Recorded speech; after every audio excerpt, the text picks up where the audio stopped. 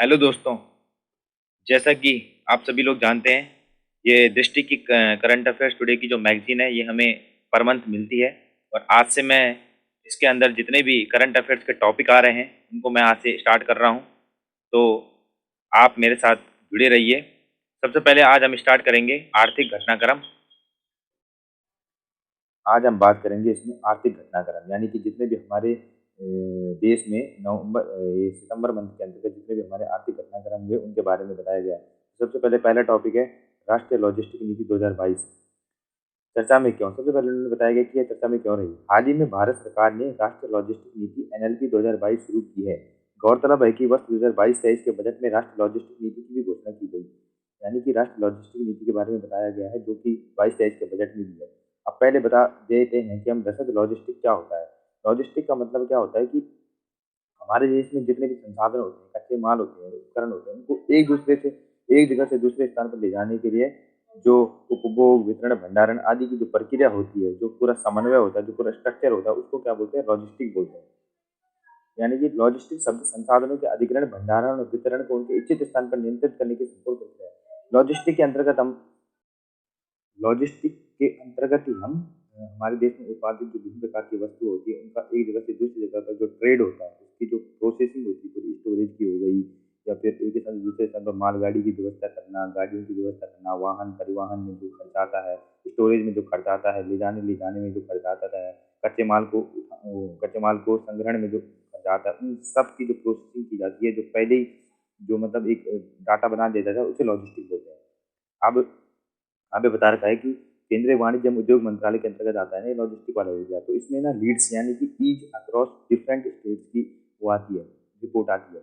मतलब दिखाया जाता है हमारे देश में ना इंडेक्स में कि मतलब कौन सा राज्य जो है सबसे अच्छा चल रहा है, जिसने इस बार लॉजिस्टिक में सबसे प्रथम स्थान प्राप्त किया। तो सबसे अच्छा रहा गुजरात का, जिसके यहाँ से मतलब कच्चे माल का अच्छी तरह से भंडारण हुआ, अच्छी तरह से परिवहन हुआ, एक जगह से दूसरे स्थान में पहुंचा। दूसरे पे हरियाणा, पंजाब, तमिलनाडु इत्यादि आते हैं। इस प्रकार से हम कह सकते हैं कि विश्व में मतलब एक तो ये हमारा उसमें हो गया भारत में, तो एक विश्व बैंक लॉजिस्टिक प्रदर्शन सूचकांक होता है, मतलब भारत पूरे वर्ल्ड में भी होता है इसका। 2018 का है ये हमारे पास डेटा। भारत में 44वें स्थान पर है, क्योंकि उसके बाद से फिर आया नहीं ना एक दो सालों तक, इसमें कोरोना की वजह से। इसमें इंपॉर्टेंट पॉइंट क्या बोल सकते हैं हम। रिपोर्ट से पता चलता है कि उच्च लॉजिस्टिक लागत भारत के लिए 180 अरब डॉलर के प्रतिस्पर्धात्मक अंतर को जन्म दे रही है, और यह अंतर वर्ष 2030 तक 500 अरब डॉलर तक बढ़ जाएगा। क्योंकि हमारे उसमें क्या हो रहा है कि जब हम कच्चे माल का एक स्थान से दूसरे स्थान पर जो है परिवहन कर रहे हैं, भंडारण कर रहे हैं, इन सब चीज़ों में बहुत ज़्यादा खर्चा आ रहा है। 180 डॉलर अभी तक आया हुआ है, और 2030 तक 500 अरब डॉलर आ जाएगा, जो कि एक बहुत बड़ा अमाउंट है। इस नीति का उद्देश्य ये है कि इस नीति का उद्देश्य देश भर में वस्तुओं एवं सेवाओं की निर्बाध आवाजाही सुनिश्चित करना और उच्च लॉजिस्टिक लागत में कटौती करना है। इसे अक्सर भारत में बाहरी एवं आंतरिक व्यापार दोनों के लिए सबसे बड़ी संरचनात्मक बाधा माना जाता है। अब इसका जो मेन पॉइंट ये है, इसमें क्या बोल रखा है कि उच्च लॉजिस्टिक लागत लागत आ रही है, जो ये 180 अरब डॉलर से 5 अरब डॉलर की लागत आ रही है, इसको जो है कम करना है। और वस्तुओं और सेवाओं को जो मतलब एक स्थान से दूसरे स्थान पर जो ट्रेड होगा, उसको बिना रोके हुए आवाजाही एकदम सुनिश्चित तरीके से हो सके, आसानी से क्या हो सके, ट्रेड हो सके। ठीक है? तो इसका लक्ष्य भी निर्धारित कर रखा है।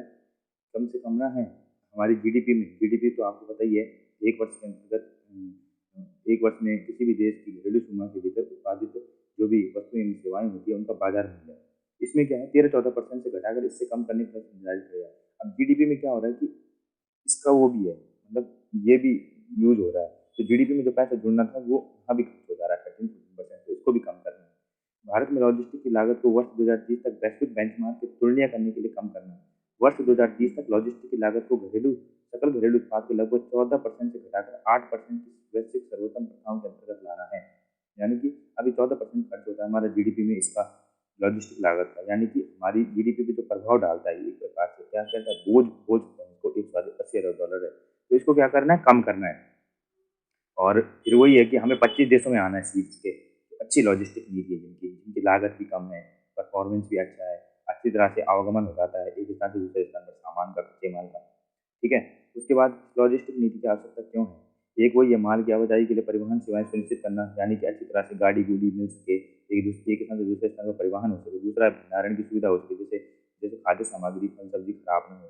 तीसरा है लाइसेंस, सीमा शुल्क इत्यादि की समस्या का समाधान हो सके। कहीं मतलब कहीं रोड कनेक्टिविटी उसमें बाधा ना हो, दिक्कत ना हो, मतलब कहीं पे ना बीच में लाइसेंस के उससे। अब अक्टूबर 2021 में मल्टी मॉडल कनेक्टिविटी के लिए पीएम गति शक्ति नेशनल मास्टर प्लान बनाया गया। प्रधानमंत्री ने कहा है कि एक अध्ययन के अनुसार भारत में लॉजिस्टिक लागत जीडीपी का लगभग 13% है, जबकि विकसित देश में ऐसी स्थिति नहीं है।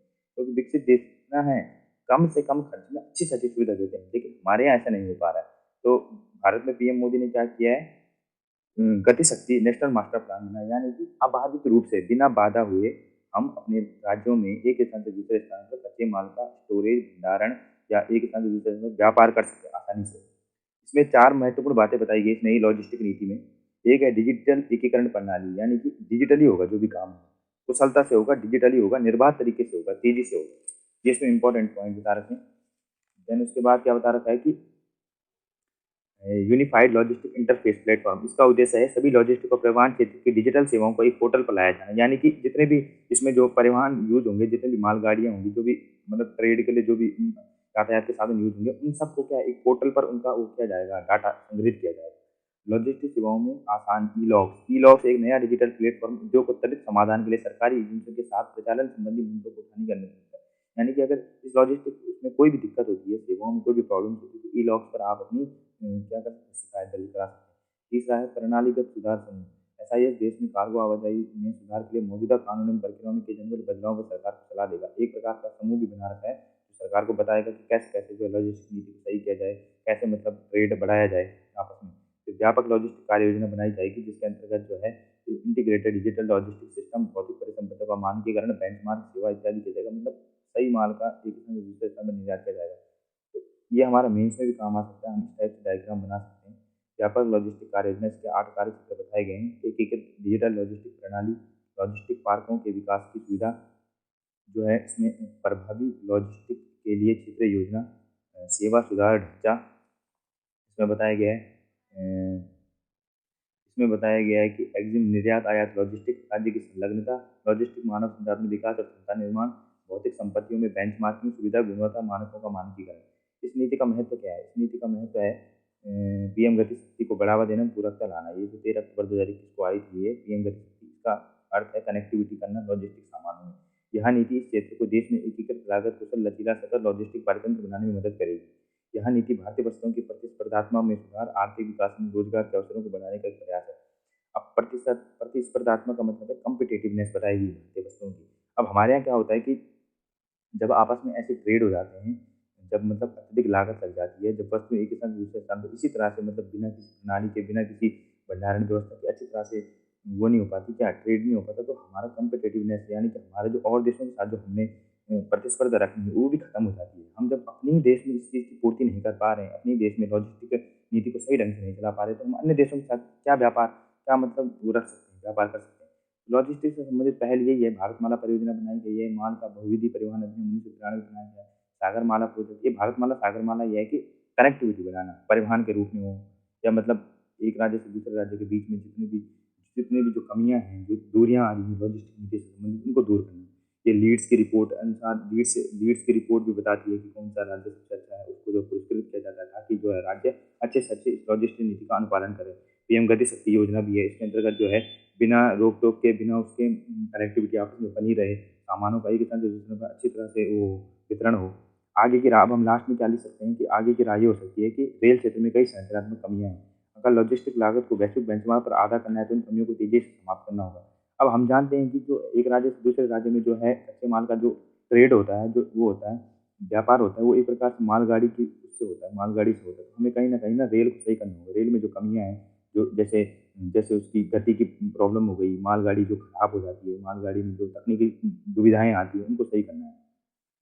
इस नीति का उद्देश्य लॉजिस्टिक में एक समय बदलाव लाना और वैश्विक स्तर पर 25% के मुकाबले 60% से अधिक के साथ सड़कों पर वर्तमान निर्भरता को कम करना है।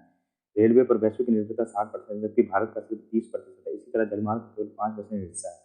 क्या है कि धीरे धीरे हमें क्या करना है, जो है एक सड़कों पर वर्तमान निर्भरता को कम करना है, यानी कि हमारी निर्भरता सड़कों पर ज़्यादा है, तो सड़कों को कम से कम करना है, हर क्षेत्र का यूज़ करना है, जल का भी, रेल का भी, सड़क का भी। लास्ट में क्या है कि मेगा पॉलिसी विजन देश के लॉजिस्टिक क्षेत्र के लिए एक परिवर्तनकारी दृष्टिकोण की ओर अग्रसर है। एनएलपी गति शक्ति योजना, सागरमाला, भारतमाला योजना आदि सब पथ प्रदर्शक साबित हो सकते हैं। तो इस प्रकार से भारतीय लॉजिस्टिक नीति बनाई गई है, जो कि पीएम मोदी ने हाल ही में लॉन्च की है सितंबर माह में। तो हम देख सकते हैं 13 अक्टूबर 2021 को लॉन्च हुई थी। तो इसमें एक संभावित प्रश्न भी बन सकता है मेंस के लिए, भारत सरकार द्वारा बुनियादी ढांचे के विकास हेतु शुरू की गई विभिन्न योजनाएं और राष्ट्रीय लॉजिस्टिक नीति 2020 भारत को लॉजिस्टिक क्षेत्र विश्व स्तर पर प्रतिस्पर्धी बनाने और वर्ष 2040 तक $20 ट्रिलियन की अर्थव्यवस्था, वर्ष 2045 तक एक विकसित राष्ट्र बनने के किस प्रकार सहायक साबित हो सकती है, चर्चा कीजिए। तो इस प्रकार से हमें जाना, तो इसका जो मैं आंसर आपको दे सकता हूँ, जो मैंने अपने हिसाब से बनाया है। तो आप कहीं ना कहीं देख सकते हैं कि हमने जो है कंपाइलेशन पूरा तैयार किया आर्थिक घटनाक्रम का। इसी तरह से मैं आपको आगे भी बताता रहूँगा, क्योंकि बहुत से बच्चे ऐसे होते हैं कि जिनको मतलब ये मैगजीन नहीं मिल पाती, तो मैं कहीं ना कहीं इससे जो है कंपाइलेशन के माध्यम से आपको ये सब कुछ फ्री में उपलब्ध कराना चाहता हूँ। तो जी, जिसको वीडियो अच्छी लगी हो, लाइक शेयर एंड सब्सक्राइब जरूर कीजिए।